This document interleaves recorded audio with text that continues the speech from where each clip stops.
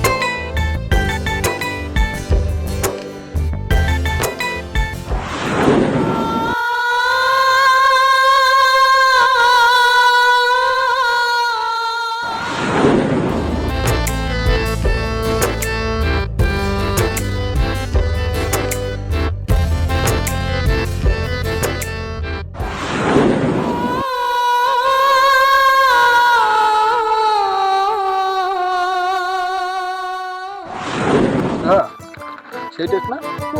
নাও টাকা নাও। আমি চলো তো।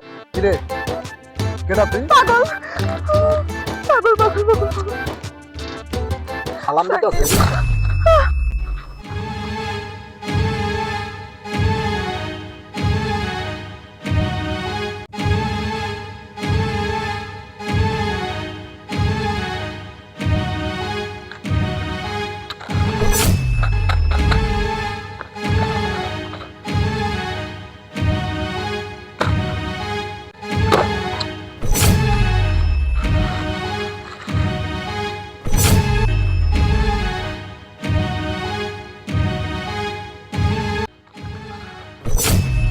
এই পাগলের বাচ্চা পাগল, তুই এটা কি করলি? আমার বউর একটা আইসক্রিম কিনে দিছে, এই আইসক্রিমটা তুই রাস্তা ফেলাই দিলি। তোরে আজকে মাইরি গেলাম আমি। সাকিব কিসে মারতে দাও রে? খাবার নষ্ট করলো তোমার? সাকিব না, ওরে তুমি মাইরো না। কেন? ওরে মারলে তোমার সমস্যা কি? তোমার এত পুরো উঠতেছে কেন? ও কি হয় তোমার? দেখো, ও একটা পাগল মানুষ, আর রাস্তাঘাটে পাগল এইভাবে মারাটা ঠিক না। ওকে তুমি শুধু শুধু মাইরো না। চলো আমরা যাই। এমন করতেছো কেন তুমি? কিছুক্ষণ আগেই তো তুমি এই পাগলটারে দেখা ভয় পাইলা, তাহলে এখন আবার তোমার চোখে মুখে মায়া দেখা যাইতাছে কেন? সত্যি কই রাখো, ঘটনাটা কি? হ্যাঁ সাকিব, আমি তোমার কাছে আর লুকাবো না। এই পাগলটা, যে পাগলটা তুমি মারলা, এই পাগলটা আমি চিনি। শুধু চিনি না সাকিব, এই পাগলটার সাথে আমার একটা সময় সম্পর্ক ছিল। ও আমার একসময় অনেক ভালোবাসতো, এখন হইতাছে না কেন?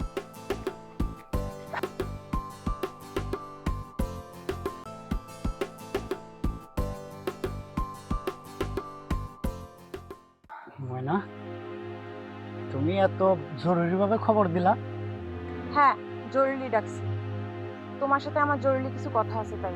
আচ্ছা, কি এমন জরুরি কথা যে তুমি আমারে এত জরুরিভাবে আসতে কইলা? জরুরি কথা হলো, বাবা আমার অন্য জায়গায় বিয়ে ঠিক করছে। ময়না, আসলে আমি এই জিনিসটা বুঝি না। তুমি না মানে সব সময় এমন এমন কথা নিয়ে মানে মজা করো না। মানে আমি তো একবারে মানে সত্যি সত্যি ভাবিনি তুমি এই ধরনের মজা করো না, আমার জানি কেমন লাগে। শিকদার, ইম্পর্টেন্ট কিছু কথা বলতেছি আমি তোমার কাছে, এটা তোমার কাছে মস্কারা মনে হচ্ছে। আমি বলতেছি বাবা আমার অন্য ছেলের কাছে বিয়ে ঠিক করছে, আমার খুব শীঘ্রই বিয়ে, আমার হয়তো বা সামনে শুক্রবারই বিয়ে। মানে ময়না, মানে তুমি কি বলতেছো? তোমার মাথা কি ঠিক আছে? আরে তোমার যদি সামনে শুক্রবারে বিয়ে হয় তাহলে আমার কি হবে? তুমি তাহলে এতদিন আমার সাথে ভালোবাসার নাটক করছো? কি করতাম আমি? পরিবারের বিরুদ্ধে গিয়ে আমি তোমাকে কিভাবে বিয়ে করব? পরিবারের বিরুদ্ধে কথা বলার আমার সাহস নাই, এটা আমি কখনোই পারবো না। তাই বলতেছি আমার শুক্রবারে বিয়ে, তুমি তোমার মতো থাকো, আমারে আমার মতো থাকতে দাও। বাহ বাহ, তুই তো খুব সুন্দর করে কয়ে ফেলাইলি যে তুমি তোমার মতো থাকো, আমারে আমার মতো থাকতে দাও। আর ওই, তুই যদি এমনই করবি তাহলে আমার সাথে ভালোবাসার নাটক কেন করলি? হ্যাঁ আমি তো জঙ্গলে ছিলাম, জঙ্গলেই ভালো আছিলাম। আমারে কেন শুধু শুধু তুই এই ভদ্র সমাজে আইনা মিশাইছস? একটু বোঝার চেষ্টা করো, আমি তোমার সাথে কোনো ভালোবাসার নাটক করি নাই। আমার সব বুঝা শেষ, আমার সব বুঝা শেষ। আমি এই নেশার জগতে ছিলাম, নেশার জগতেই ভালো আছিলাম। আমি চাই না তোকে এই ভদ্র সমাজ, তোকে এই ভদ্র সমাজকে আমি ঘৃণা করি, ঘৃণা। আর আজকের পর থেকে আমি তোরেও ঘৃণা করি। যা।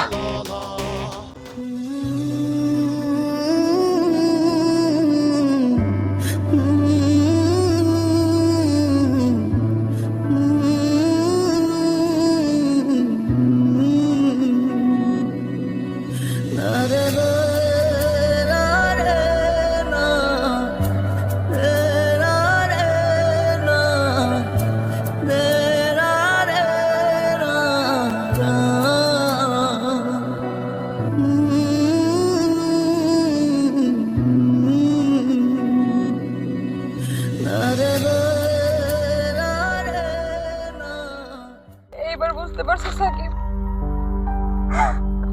সবই তো শুনলা। সাগুতা, এই কাজটা তুমি ঠিক করো না একদম। ছেলেটা খারাপ জগৎ থেকে ভালো জগতে ফিরাইলো, তারপর তোমার মন পাইলো না, তুমি ওর সাথে এইভাবে গাদ্দারি করতে পারলা? এটা তুমি ঠিক করো নাই, এটা তুমি ঠিক করো নাই সাগুতা। এই পাপের প্রায়শ্চিত্ত তোমাকে পাইতেই হবে। হ্যাঁ সাকিব, মানুষটার জীবনটা এইভাবে নষ্ট হয়ে যাবে, ও যে একটা পাগলে পরিণত হবে, আমি কোনো ভাবি নাই সাকিব। আজকে অনেক নিজের পাপি মনে হইতেছে, আমার জন্য একটা ছেলে পাগল রাস্তার। আমি জানি না সাগুতা, এই পাগলের অভিশাপে তোমার কি পরিস্থিতি হইব। সাকিব, সাকিব, যা হওয়ার তো হয়েই গেছে। তুমি তো আমার হাজবেন্ড, আমি তো তোমারে ভালোবাসি, কিন্তু এই পাগলটা তো আমারে ভালোবাসছিল, একসময় আমারে ভালোবাসা পাগল হয়েছে।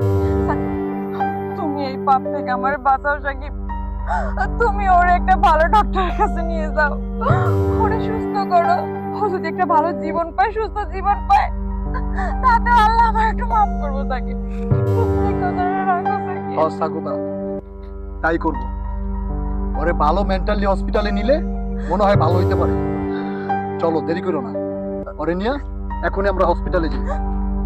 আয়ন ভাই, আপনারে ভালো করে সুস্থ করে তুলবো, আপনি আবার আগের জীবনে ফিরে যেতে পারবেন। চলেন।